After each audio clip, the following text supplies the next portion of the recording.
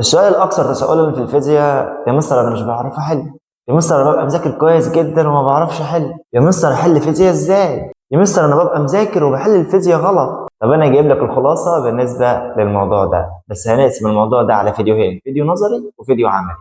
إن شاء الله الفيديو ده فيديو النظري. اعمل كوباية الشاي الجميلة بتاعتك وتعالى لي. قبل ما ندخل في أي حاجة خليني أديك مثال من أرض الواقع هيفهمك الدنيا ماشية إيه أو الدنيا عبارة عن إيه. في الاول كده انت عندك واحد صاحبك ساكن في منطقه اسمها الجلاء. المنطقه دي ليها مثلا 18 طريق يوصلوا. انت حافظ او عارف 4 طرق، ال 14 طريق الباقيين انت ما تعرفهمش. ف فحتما ولا بد النهارده تروح لصاحبك ده.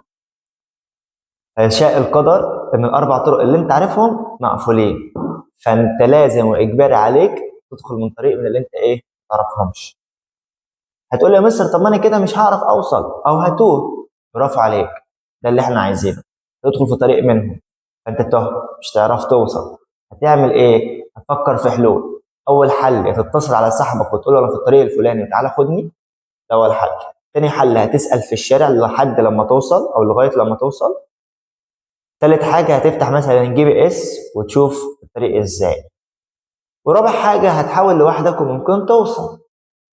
خليك فاكر المثال ده كده عشان هنعوزه بعدين. نيجي بقى للموضوع بتاعنا. انت بتذاكر الفيزياء كويس جدا جدا، بس بتيجي ساعة الحل على الله حكايتك. واول لما تشوف مسألة قدامك تحس انك اول مرة تشوفها، اول مرة تشوف مسائل. طيب انا مش عايزك تقلق خالص. ليه بقى يا مستر؟ لان الموضوع ده ببساطة شديدة بيحصل عند 90% من طلاب ثانوية عامة. طب وده ليه يا مستر؟ لان طلاب ثانويه عامه بتبقى مركزه اكتر على الفهم النظري وعلى الشرح وبتهمل المسائل.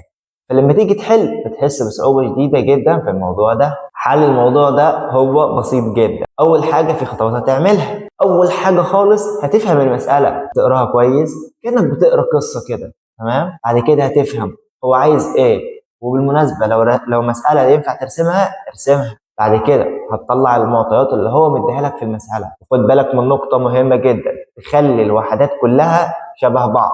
دي اول حاجه. تاني حاجه هتطلع المجاهيل بتاعتك، هو عايز كام مجهول في المساله. وبالمناسبه ممكن يبقى هو طالب مجهول واحد بس عشان تجيب المجهول ده تجيب 3 4 مجاهيل تاني. بعد كده هتكتب القوانين اللي هتستخدمها. تعمل كله ده على جنب، تقسم الصفحه كده وتكتب فيها المعطيات بتاعتك بالوحدات، المجاهيل اللي هو عايزها، القوانين اللي هتستخدمها. خد بالك هنا ليه بقول لك القوانين؟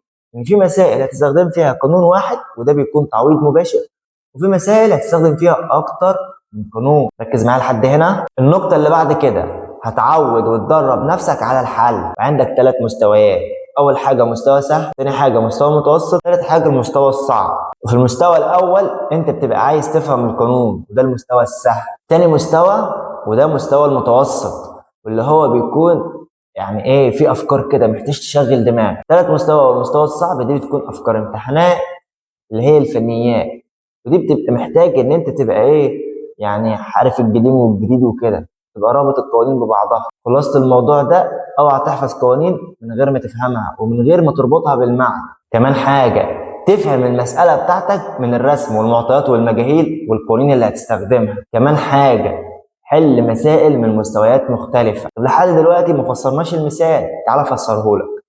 انت عندك المدرس في الحصة او في المحاضرة بيشرح مثلا 3 أو 4 أو 5 أفكار على القانون.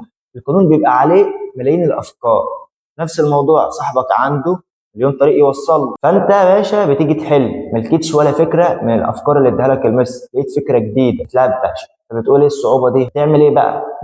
بتعمل الخطوات اللي إحنا قلنا عليها، تيجي بعد كده بتحل. غلطت المشكلة اسأل بقى. هنسأل زي ما قلنا صح، هنسأل المدرس، هنسأل مثلا نشوف الإجابات. ملخص الامتحان بيبقى بيديك كراسة إجابات، شوف الإجابات فيها إيه الدنيا وخد عندك.